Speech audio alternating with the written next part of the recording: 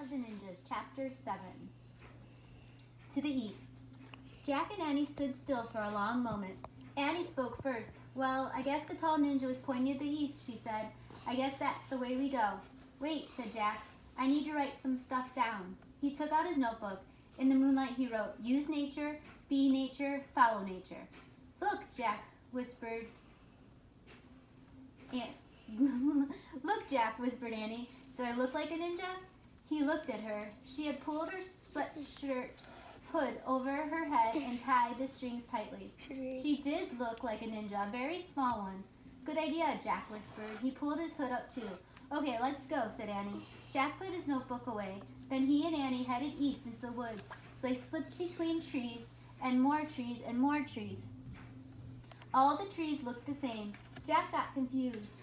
Were they still going in the right direction? Wait, he said. Annie stopped. They both stared at the woods around them. Do you think we're still going east? Asked Jack. I guess so, said Annie. We can't just guess, said Jack. We have to know for sure. How do we do that? Said Annie. We don't have a compass. Just then the master's words came back to Jack. The ninja master said to use nature, he said. How do we do that? Said Annie. Wait, I remember something. Jack closed his eyes. He remembered something in a camping book. Now, what was it? He opened his eyes. I got it. First we need a stick, he said. Annie picked up a stick. Here, she said. Great. Now we just need a space with the moonlight, said Jack. There, said Annie. They moved into a moonlit space between the shadows. Now push the stick into the ground, Jack said. Annie pushed the stick into the ground. The stick's shadow looks like it's more than 6 inches, said Jack. What do you think? It looks like it, said Annie. Okay, then that means the shadow's pointing east, said Jack. Neat, said Annie. So that way is east. Jack pointed to a new direction. At least I hope it is.